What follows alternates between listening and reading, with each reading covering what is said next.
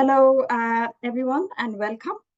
Thank you for joining us at this side event today. I'm Gayatri, and I'm the Data Use and Engagement Manager with the Equality Insights Program at the International Women's Development Agency, and I will be the moderator for this session. So we might just give about 30 seconds for everyone else to join in and settle down, and we'll kick off in 30 seconds.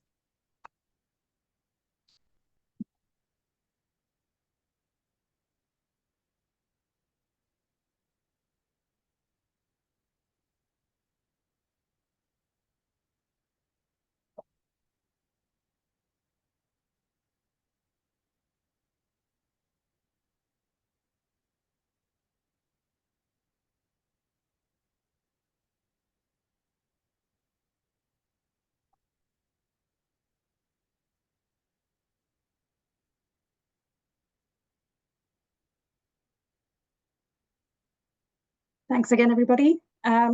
This panel session, the iCount Coalition Shaping Data Futures that Center Individuals, is co-organized by Equality Insights and the National Statistics Office of the Dominican Republic.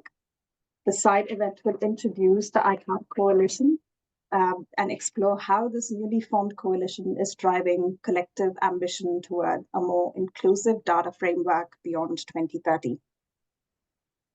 We have an exciting panel of speakers today, and I am very pleased to introduce them to you.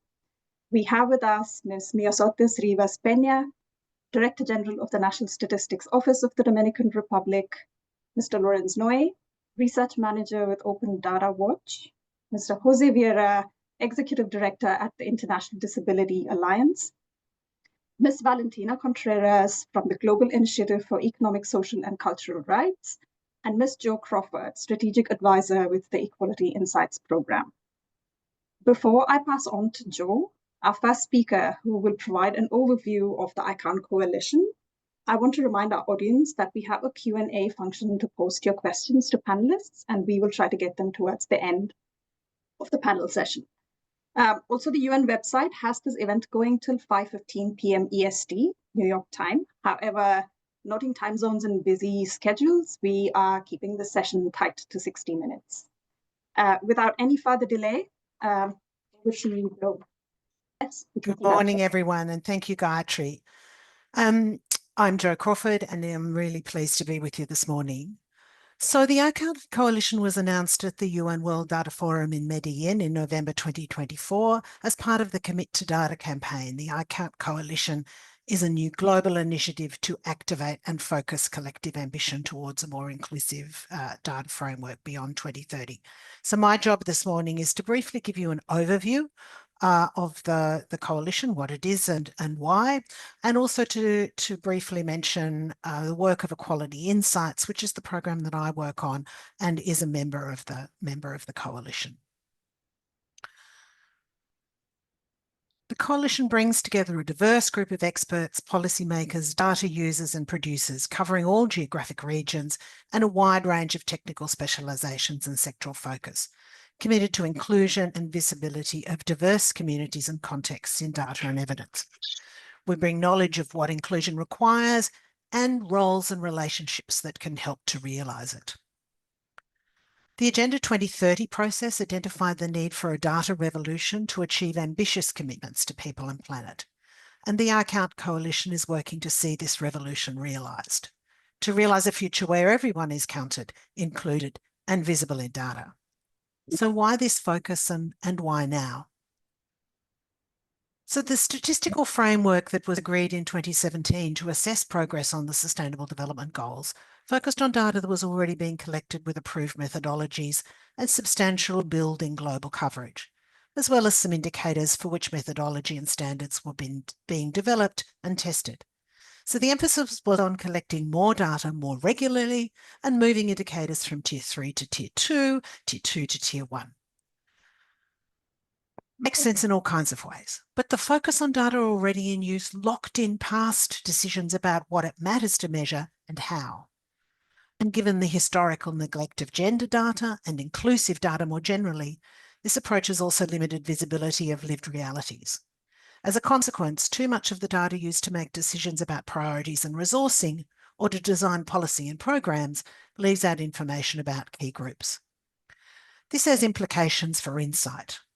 To give a concrete example, population level indicators collected via existing large-scale household surveys limit the information about the specific circumstances of individuals in households by asking questions about the household, often of only one person in the household, and assuming their circumstances apply to everyone in the household.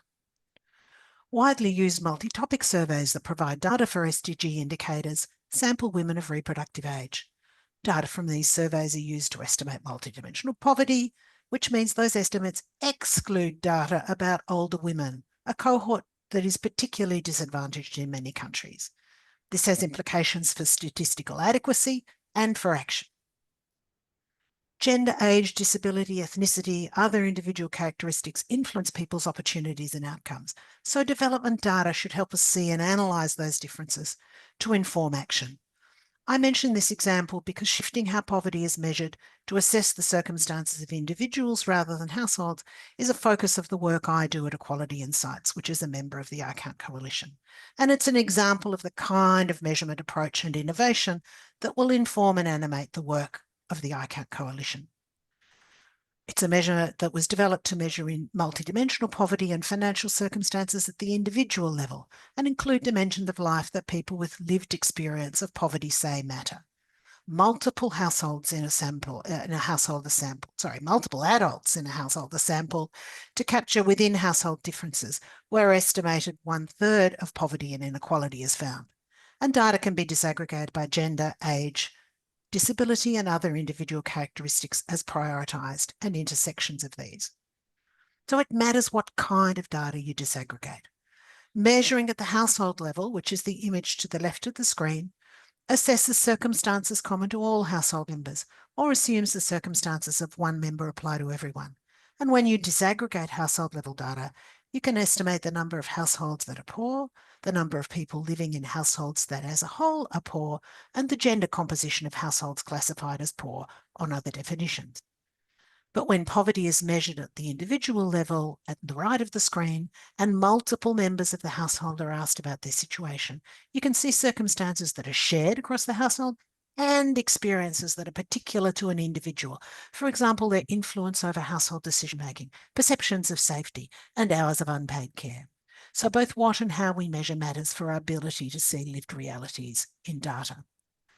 With 5 years until 2020 and discussions turning to what comes next, we think now is the time to be proactive and shape expectations of what it matters to measure and what should be prioritised in a future statistical framework.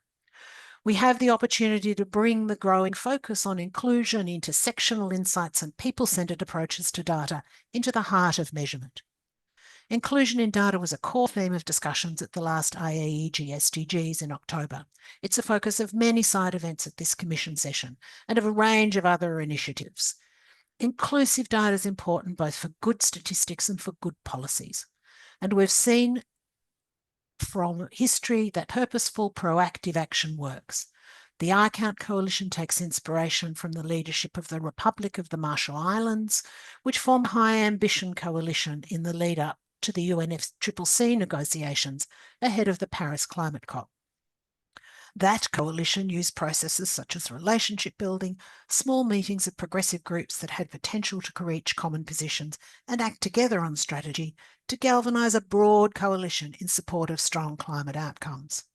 Their work achieved principle-based actionable outcomes, a commitment to limit global warming to 1.5 degrees, a target of net zero global emissions by 2050, and an embedded mechanism to build on achievements and extend ambition over time. The iCount Coalition seeks to replicate that kind of success in relation to development data, to activate ambition for inclusive data in a post-2030 development data framework and establish inclusion in data as a foundation for equitable, just, transformative development outcomes. One moment. Thank you, Gayatri. The update of the Handbook of Surveys on Individuals and Households, which the Commission will discuss this session, is an important early opportunity to reflect and consolidate shifting standards regarding inclusion and incorporate innovation. The Coalition's first face-to-face strategy meeting will be a key moment to work through what we want to achieve together and how to combine ambition, opportunity and pragmatism to maximum effect. And we'll also engage audiences interested in inclusion at the Commission on the Status of Women. So with that overview, we'll now hear from other Coalition members about their motivations and priorities. Thanks very much. Thank you very much, Jo, for the succinct overview of the iCount Coalition. Following on from that, my next question is to Lorenz Noe. Lorenz, could you speak about how current global data frameworks, including the SDGs, advance inclusive data, and what do you see as some of the gaps and challenges? Over to you, Lorenz. Thanks, Gayatri, and thank you for having us be part of this event. OEW is really proud to be a member of the iCount Coalition, and as Jo mentioned, the iCount Coalition is one of the earliest and I will say most successful commitments made in the course of the committed data campaign so far, which OEW helps to run. Just as a word of information, committed data was launched last year at the 2024 UN World Data Forum, and it's an initiative that encourages governments, organizations, and individuals to make concrete commitments to improve data systems and advance sustainable development. If you're curious about the committed data campaign, we'll drop a link in the chat for more information. Also, a word about us at Open Data Watch. We're an NGO that sits at the intersection of open data and official statistics. Our flagship product is the Open Data Inventory, which maps the availability on the one hand and openness of data available from governments around the world. The availability component of ODIN was also recently accepted as one of the indicators to inform SDG indicators 17.18.1. So we love all things SDG monitoring. Before going into your question of how global data frameworks advance inclusive data, I want to say that obviously inclusive data also features a consideration of the power dynamics and questions around who is involved in data collection, what kinds of data are collected, and what rights people have to data about themselves. But the taxonomy for inclusive data does not yet exist in that way at the global level that would allow us to kind of measure this in a cross-country way to dive into much of these issues of power and agency. But of course, a lot of work has been done on this issue around agency and data collection in many countries. And so for the remainder of my remarks, I'll more narrowly speak about inclusive data as representing data about different types of people and whether there are gaps and challenges in these data in particular. So to answer your question about how these global frameworks advance inclusive data, I would like to focus on the global frameworks and specifically the SDGs as a source of real demand for data before focusing on the gaps that we do still unfortunately see for gender equality and for a type of intersectional data, and how this reflects challenges of capacity and complexity that countries have to deal with, and how more national demand can help focus capacity building efforts moving forward. So the IAG SDG for the SDG indicators define disaggregations for the SDGs as specifically around income, sex, age, race, ethnicity, migration status, disability, and geographic location as appropriate for the indicators that were discussed, and Jo introduced kind of the process around which that happened before. By determining these disaggregations, the SDG put in place a monitoring framework, obviously, for these 231 indicators, and that in my mind, act as a demand signal for countries and custodian agencies around which data to produce, around which disaggregations. And so that puts a flag in the ground for what data to produce on these categories where relevant. And so, as we've seen, is thankfully that has had a real animating force around many of these indicators. Jo showed the different tier classifications at the beginning. At the beginning of the SDGs, we had lots of indicators in the tier 3 category, and now we're only at tier 1 and 2 indicators. So we have lots of more information available on these. And as one example from the most recent SDG report, the availability of at least two data points, which you would need for any kind of rudimentary analysis of trends over time, has doubled for SDG 5 on gender equality, for example, between 2019 and 2024. However, even with this doubling in just 5 years, that still means that only 20% of countries have enough data to do comparisons of change over time for SDG 5. So that's still a very, very low bar. And the only SDG worse than this is SDG 13 on climate action. So two, in my mind, really crucial SDGs, again, continuing with this lack of data just on the disaggregations found in those. If we expand inclusive data to include data by more than one disaggregation, which is just one way of looking at intersectional data, we unfortunately get an even worse picture. Very few, if any, of the data available at the level of tracking the SDGs is available by more than one disaggregation. We've done some work with Data2X around this issue of intersectional data availability and found that out of the 231 unique indicators, only 32, so about 1 in 7, have at least one data point for more than one disaggregation at the same time since 2015. For example, SDG indicator 8.8.1 on the fatal and non-fatal injuries for workers by sex and migrant status.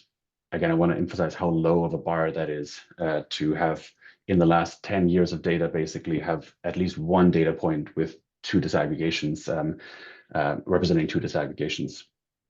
The most common among those is sex and age disaggregation, which makes up about half of those intersectional indicators since 2015. And we see much less overlap between the other disaggregations identified by the IAG SDGs. And so that's one of the challenges I wanted to emphasize, is really that imbalance that we see between some indicators that have been part of monitoring frameworks since long before the SDGs, and which are thankfully continuing on, and we still need better sex disaggregation and age disaggregation, but definitely these other disaggregations are receiving much less support at the moment. So we looked at this also in the Gender Data Compass from ODW, and there we saw that this information is most likely collected for employment and population figures, which makes sense because those are based on foundational systems like the census. And 1 more minute, Lorenz. Thank you. So this speaks to how fundamental good population data is for a host of other official data series, because oftentimes these are the core systems there. So again, the core challenges that I see from these kinds of data points are limitations in how much a global framework has been able to really push attention around all these different disaggregations for truly inclusive data. And the SDGs have really led to greater availability of data, but there must be a balance with the number of indicators to report on for a lot of countries, which can be a challenge who face resource constraints. And so kind of one idea is to connect data much more closely to policy, making sure that responds to national policy demands and requirements. So making sure that that continues in the post-SDG period would be a big emphasis of mine. Thank you. Thank you. Thank you so much, Lorenz. And your point about the data and indicator monitoring framework that pose a demand signal leads very nicely into the question I was going to ask our next speaker, Ms. Miosotis Rivas Peña, that from a perspective of a national statistics office, how do these global frameworks translate to the work of the NSO, and in what ways do they enable and constrain the work of an NSO? Miosotis, over to you. Thank you, Gayatri. And for me, it's an honor to be here at this ASAI event, particularly due to the commitment that the National Statistical Office of the Dominican Republic has to inclusive data and statistics, but also especially to be part as a founding member of the iCount coalition. And we can we see all the benefits that we can have to be part of them.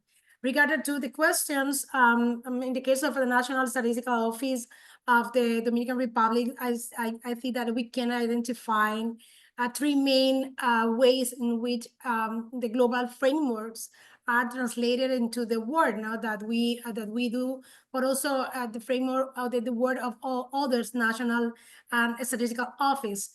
The first is through the existence of regulation, standards, and methodologies adapted to the national context. This allows global agreements to be translated from broader frameworks into the specific needs of each country. Second, there is the issue of capacity building. Now, once those regulations, standards, and methodologies are established, it is essential to have personnel not capable of implementing them across all the phases and subphases of the generic statistical business process model called the GSB-PM. And this includes from identify needs, but also in the design, the collection, processing, dissemination phases, among others, that the business process model has and National Statistical Office as the Dominican Republic follow or try to follow this kind of process. And it is important to highlight that the effective adoption of these global frameworks really benefit from the existence of the regional, sub-regional institution and body that facilitates this process, as well from the support, like, for example, the United Nations agencies and other development partners that we have. For example, regarding gender statistics in Latin America and the Caribbean, that is one of the regions with the highest percentage of available gender statistics for monitoring the SDGs, according to the 2022 global report.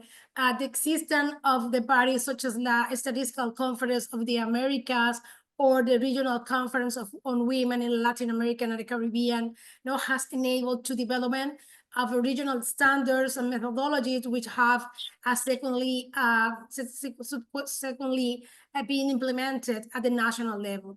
Issues such as time-use statistics serve as a good example of this. In our country, with the support of the Gender Affairs Division of ECLAC, we have stressed on our internal capacity to advance in the implementation of a time-use module on a survey, household surveys, and the design of a national time-use survey, applying the classification of time-use activities for Latin America and the Caribbean, commonly known as CAUTAL, as in Spanish, that it is a regional standard in the result of a long trajectory of the Worldwide Working Group on Gender and Statistics of the Statistical Conference of the Americas.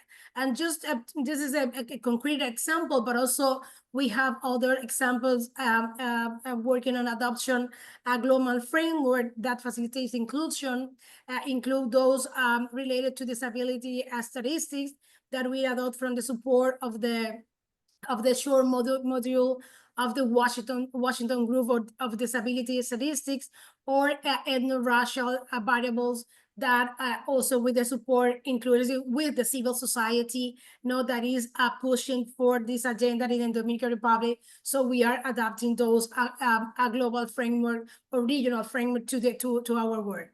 Regarding to your second questions about how those global framework once a global framework are adopted at the national level, they facilitate the inclusion of a historical invisible population by creating a space for knowledge management, experience sharing, which strengthens the learning curve that the Statistical Office has. And for example, once again, at the regional level, as a part of the Statistical Conference of the America, have established what we call the Knowledge Transfer Network. That is a platform that aims to stressing knowledge and cooperation in the fields of statistics in Latin America and the Caribbean. And when the most of the National Statistical Office of our region are part of these knowledge transfer network, and this network disseminate events, documents, methodologies, materials produced both by the Statistical Conference Working Group and another regional statistical community that is very important for us.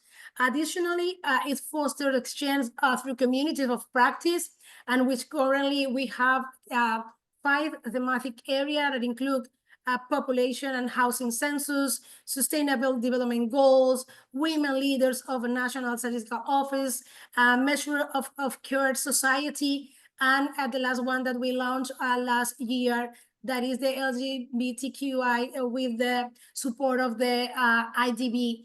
So in summary, I can say that having global framework to effectively facilitate or heighten their inclusion of their agenda, 3 elements are required.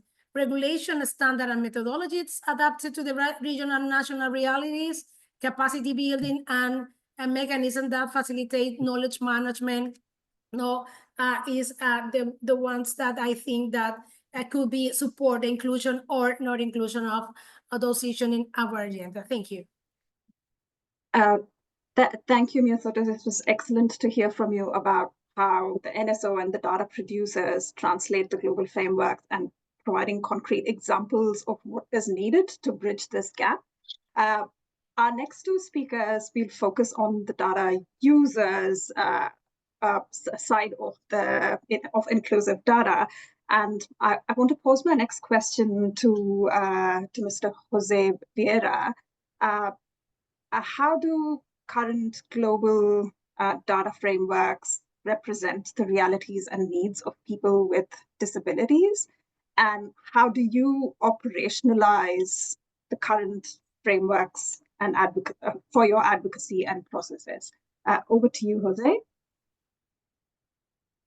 Good afternoon, good evening, everyone. So first of all, on behalf of the International Disability Alliance and the stakeholder group of persons with disabilities to the United Nations and our working group on inclusive data, I really want to extend our sincere appreciation to the organizers of this webinar, and also an appreciation to all the panelists, as I believe we are discussing. I can certainly say one of the most important topics, and that is data, if we really want to advance the SDGs. I mean, I don't think that that I need to repeat the importance in general of data for the implementation and monitoring of the SDGs. But when it comes to persons with disabilities, the need for more and better data is absolutely an important element if we really want to advance the inclusion agenda. My initial reflection is that in general, data and disability have been kind of 2 separate agendas. I think we have only seen a significant shift when some serious conversations happen at the global level, especially on one side with WHO, and at the other side, and maybe on the more innovative side with the Washington Group. But those 2 efforts really managed to get what we understand are good list of questions or set of questions to be asked to collect data. And here's my second reflection.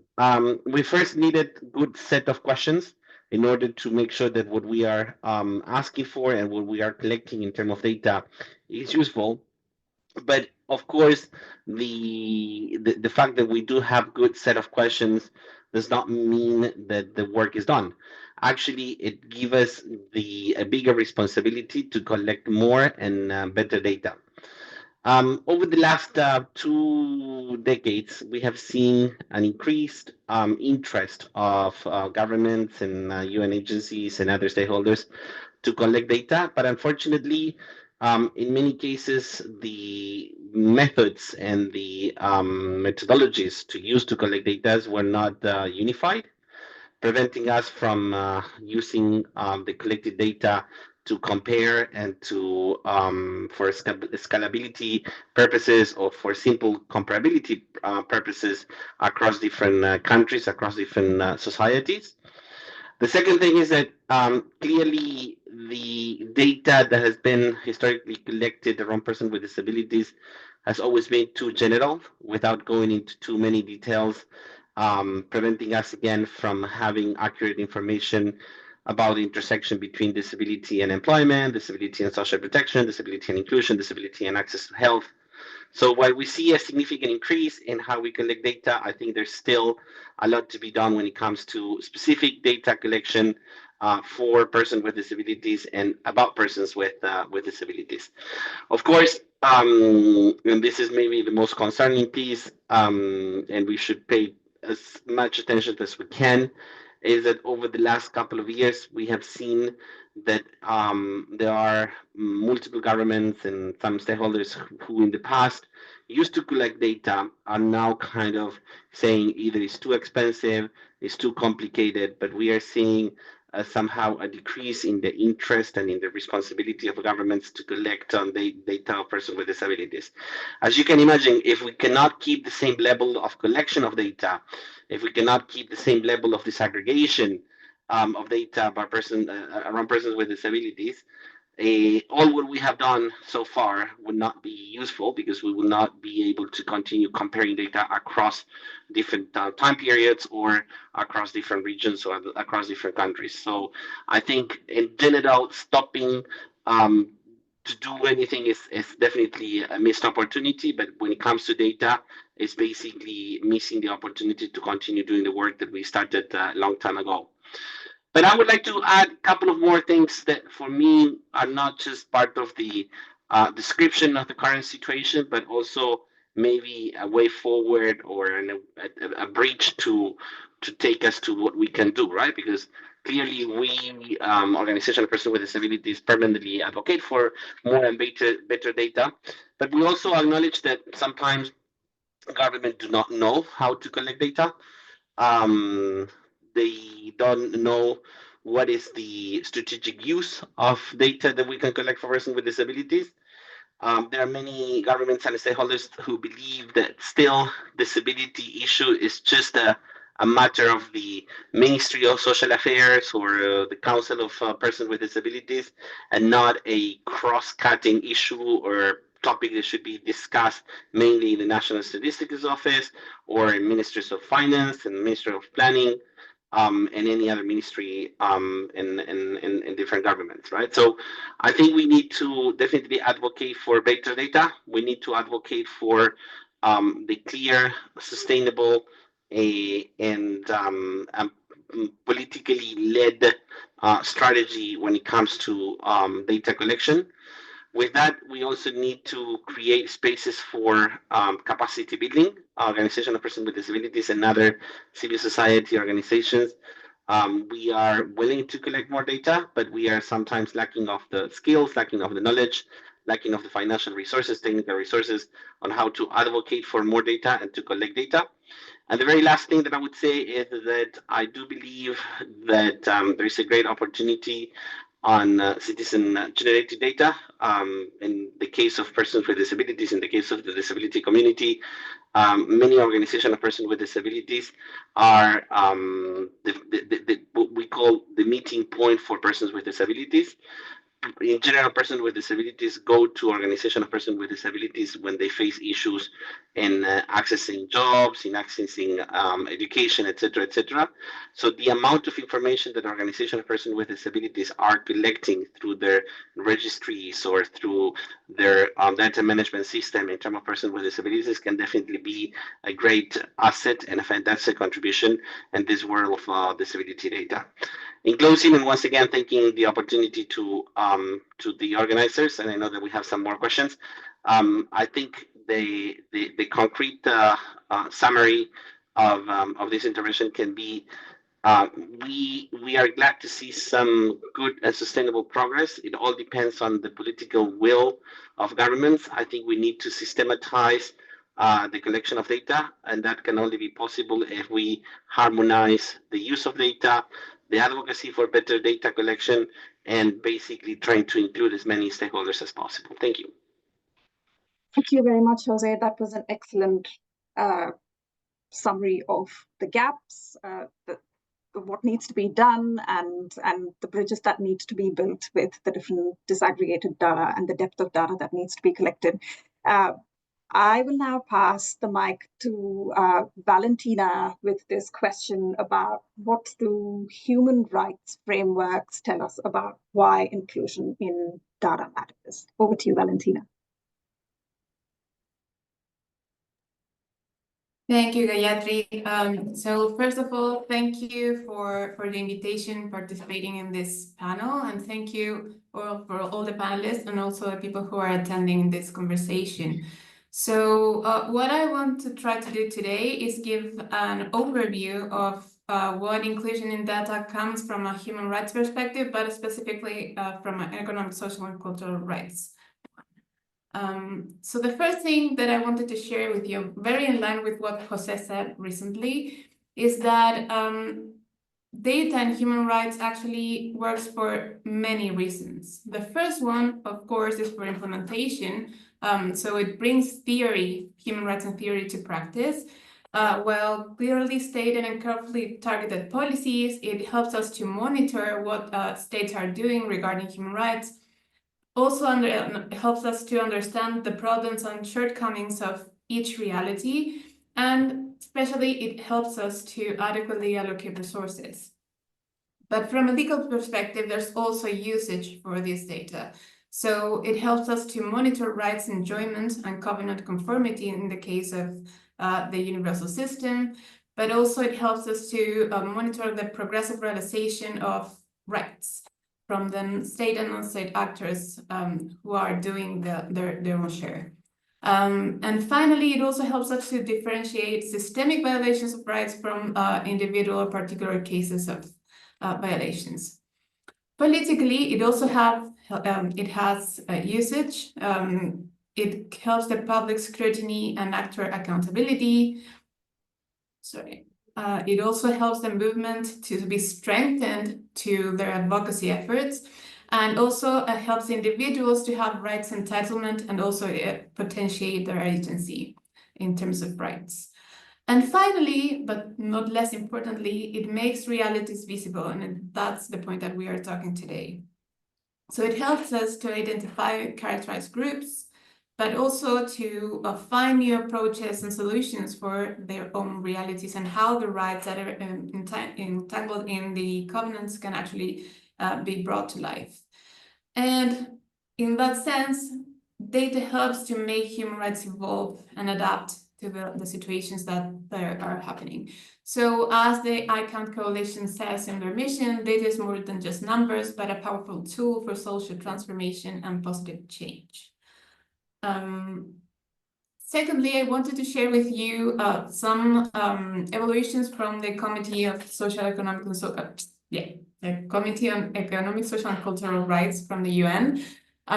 In their consultative opinions they have been doing since the 80s, they have been moving forward some things. In this case, I'm going to talk about how data should be collected. So the first point here is in 1991, they included in the process of gathering data the consultation and participation of stakeholders as a requirement for the data provided to the committee. Then in 1994, they advanced to representations, not only that you states do the consultation and participation, but we need to have the representation of those people through national coordinating committees or similar bodies.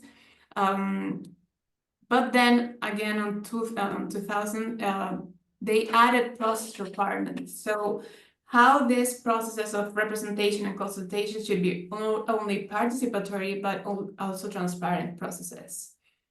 In 2002, they also added a requirement for states to have consultation or seek information and services on data collection and disaggregation from specialist agencies from the UN, for example, advancing in 2005 to for them not only to consult this information, but to use it as the base of the indicators that they should be doing to monitor the advancements of human rights.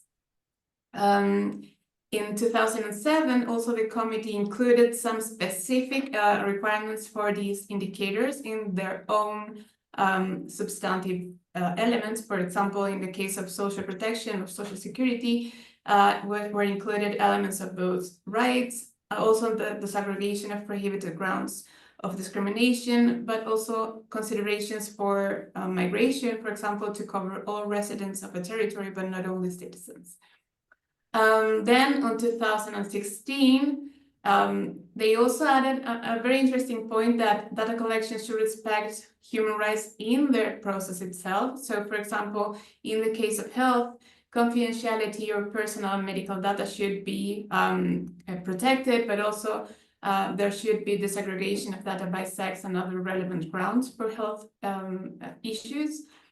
And finally, on 2022, a very important part of the how the data should be collected is that they included the requirement for community data collection.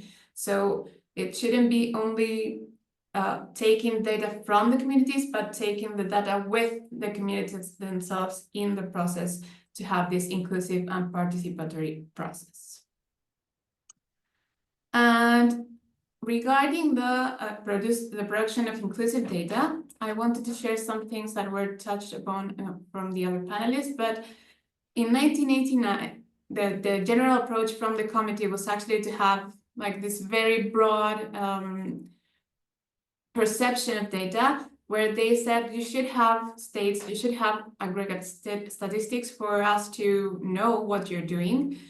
But it's not only that, you should have also a scope of the worst of regions and areas from your own country, and also the vulnerable or disadvantaged group situation, which is like the main or the baseline for this data production. But then throughout the time in 1991 regarding housing, they also said that we should take into account not only the right itself, like the standards for the right implementation, but also the situation of particular populations such as the homeless or the inadequately housed and the representatives. So they started here to include the scope that Joe was talking before, not having like the whole household or the whole housing information, but also the individuals who are living this situation. In 1994... You've got 1 more minute, Valentina. Okay, so in 1994, 1995, they also talked about the situation of people with disabilities and older persons, so they should be included as representatives in the data. And regarding education, health, and water, they included also the need to have disaggregated data on the prohibited grounds of discrimination on all those topics, education, health, and water. In 2005, what I found very interesting is that regarding men and women and moral and material interest, they included also a time frame specific indicator for that. So it's not only we have to have data and disaggregated data, but also data that is updated to certain time on the year or throughout the time. I'm going to pass this one because it's very specific. And finally, regarding non-discrimination, in 2009, they included the need to have indicators and benchmarks, which is something that is going on until today. In 2016, regarding sexual and reproductive rights, they also included limits for the data collection. So people need to have the right respected to have personal data, health, and information treated with privacy and confidentiality.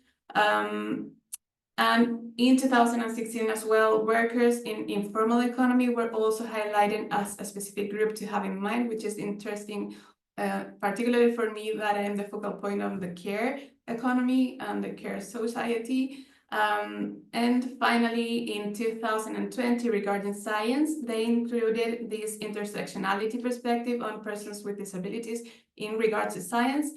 So they included the need to have not only the scope of people with disabilities regarding science, but also the differentiation by disability and with women with disabilities living in that situation.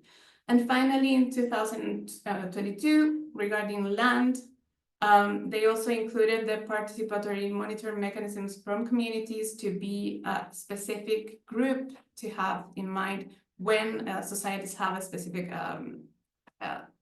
regulation, cultural regulation about the land and property of land. I would say that, and we can discuss further in the questions. Thank you so much. Thank you so much, Valentina. That was a great presentation on dissecting the data production history and process and really overlaying a lens, the economic, social, and cultural rights lens. Thank you very much.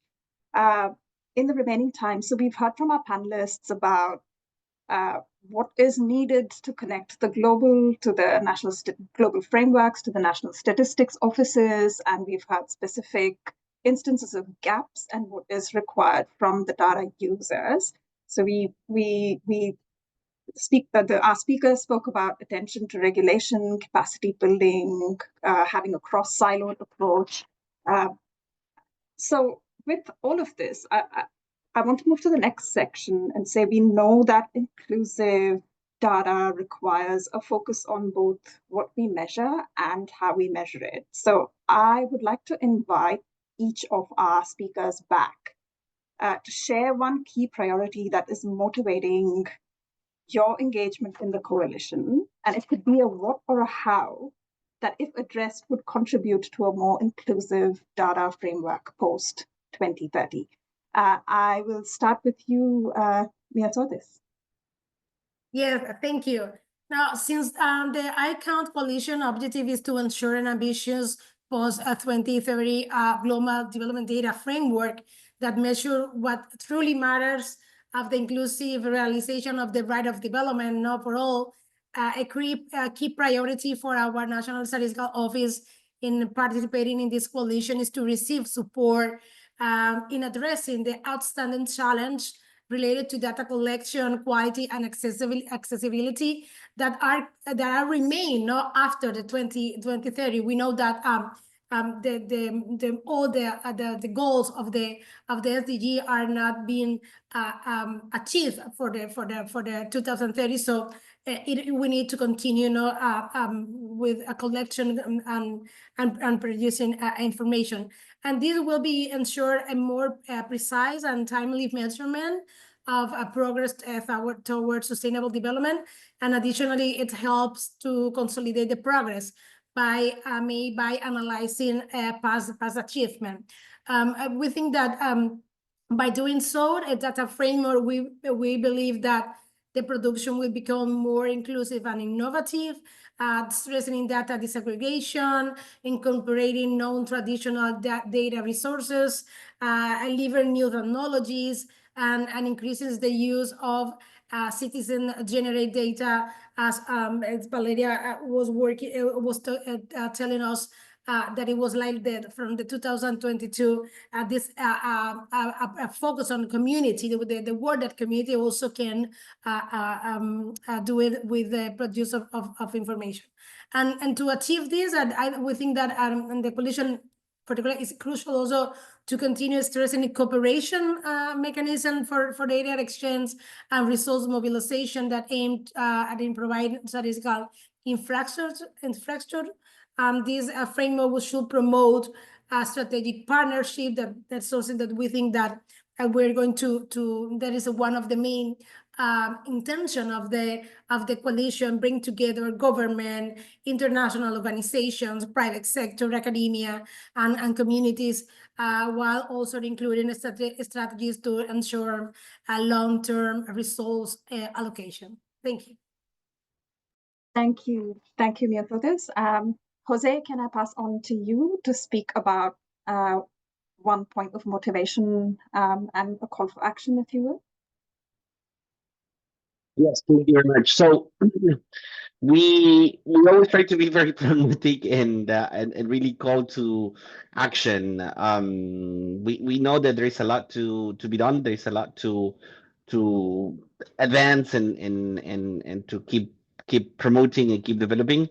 But I would say that before we get into like some more concrete call to action, is definitely a need to understand the implication of better data collection, and there's a very simple and direct answer. Historically, decisions around people with disabilities, and when I say decisions, I mean programmatic prioritization, policy discussion, laws and regulations, etc. Most of the cases, we have seen that decisions were made based on assumption, based on a set of beliefs and a set of informal ways that relevant stakeholders or involved stakeholders will bring information to the decision makers. Collecting objective data, doing it sustainably, making sure that we can do it across different periods, the fact that we can compare across different countries and even different groups of persons with disabilities allow us to make better and more informed decisions. I always like to somehow and nicely challenge decision makers when they say we have approved a budget of X amount of dollars for a person with disabilities to go to school. My first question is, do you know how many children with disabilities are in or out school? Do you know what are the needs in terms of reasonable accommodation or support measures for those children with disabilities? Do you know how many of the children with disabilities are children who are deaf and require sign language interpreters? Or how many children with disabilities require assistive technology in order to go to school? And in the most cases, the answers are no, we don't know. We haven't thought about it. We don't have data about this. So how can we allocate resources if we don't even know basic details of the ones that I mentioned?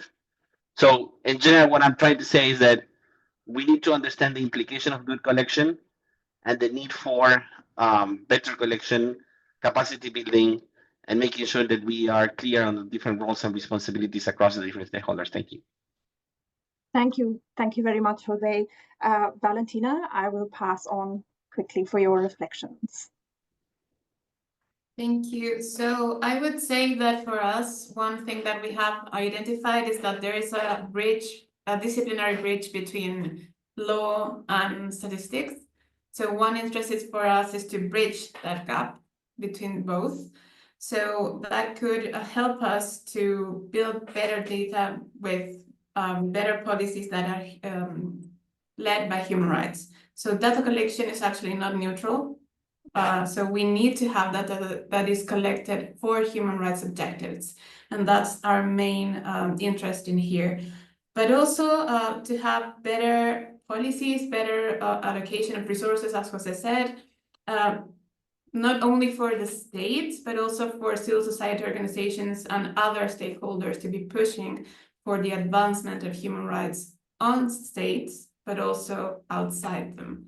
So I think that's our reflections on our side. Thank you. Thank you. Thank you, Valentina. Just before passing on to the next speaker, who is Lorenz, I just want to remind the audience that there is a Q&A function. So if you have any questions for our speakers, please send them through the Q&A. Lorenz, over to you. Thanks. As part of our motivation, I really wanted to focus on the role that, as has already been mentioned, this allocation of resources has, and why we want to really focus, particularly amidst a time of challenged budgets around the world.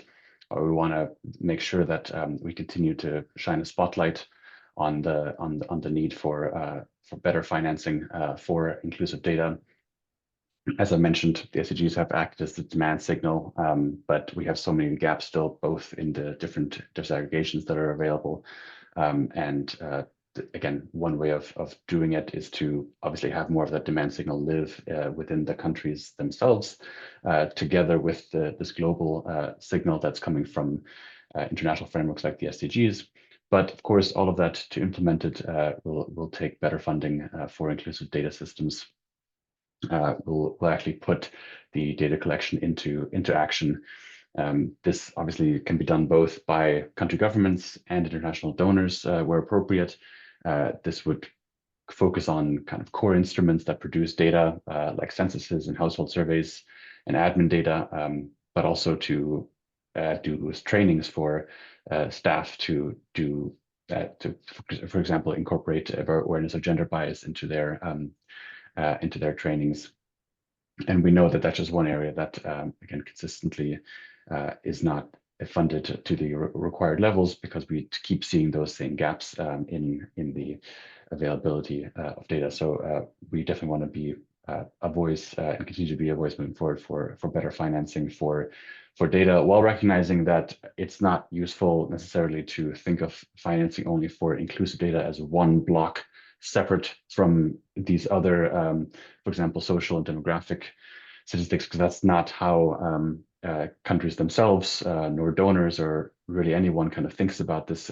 So we, again, coming at this from a cross-sectional perspective, where we'll make sure that we are able to analyze the flows, for example, moving to inclusive data, while not siloing inclusive data as its own thing, because we know that that's a really vulnerable place to be for all inclusive data, but of course for all specific issues. So the more we can embed that into existing data collection instruments and to have more predictable financing for data collection, it's one way that we can kind of bolster that capacity of national statistical systems to produce that data moving forward. Thanks. Thank you. Thank you very much, Lorenz. Joe, can I pass on to you for quick reflection? I also want to say that we've got one audience question and we would really like to get to it if possible within the time. Joe, over to you. I just want to very briefly come back to and reiterate the point that I mentioned earlier. I think that there is recognition that disaggregation matters, but the question of the data that, what you can see depends on the data that you have to disaggregate. Individuals in households aren't the same. We need to measure and approach measurement in a way that lets us see the lives of individuals. Let me show you very briefly why this matters. This is data from a survey undertaken by IWDA and the Fiji Bureau of Statistics. If you measure fuel use and exposure to fumes from cooking and heating at a household level, average per capita exposure for a two-person household in a survey conducted in poverty hotspots in Fiji was 64 minutes a day. But this doesn't reflect anyone's lived realities. If you measure the circumstances of individuals, you see that men were exposed to harmful fumes 24 minutes a day, women for 105 minutes a day. No surprise given roles and responsibilities, but household level measurement of energy access and use hides those lived realities. And then if you disaggregate that data, it means that the scale of the problem and who experiences it, with implications for the ability to focus action where it's most needed. So my call is to accelerate change. We need to measure those aspects of life that matter for understanding lived realities, and we need to ask people about their own circumstances to understand what matters for particular groups if we are to realise inclusive, equitable and sustainable development that protects rights and enables people's contributions. Thanks, Gayatri. Thank you so much, Joe, for the very succinct answer. We've got one audience question from Luisa Guedo, and her question is, how do you work with LGBTI organizations and people in disaggregation in their work, because it's impossible to achieve the SDGs without understanding and including these entire populations. I throw it up to a volunteer speaker. Does anyone want to briefly reflect on this, noting that we've got a minute to go? Miosotis, you have your hand up. Yes. Just to mention to Luisa, it's not as the Dominican Republic, but it's part of the coalition also Dane from Colombia. And also I mentioned that in the space of the Statistical Conference of the Americas, we have a specific community of practice that is working on those issues. So if you want to have more information, I can share with you by all the links and everything, in order to maybe you have a time to reach those institutions, statistical institutions in the Latin American and the Caribbean region directly. Thank you. Thank you very much, Miosotis, and that brings us just to time. It's rich discussions and tight 60 minutes don't always go hand in hand, but I really want to thank all our speakers for your rich and insightful contributions today on what it will take for having a more inclusive data framework post 2030. For anyone who is interested in signing up or joining the iCount Coalition or finding out more about it, the information is posted on the chat. The link is on the chat. And with that, I will again thank you for your time today and hope you have a wonderful rest of the the day, evening, afternoon, whichever part of the world you are calling in from. Thank you very much, everyone.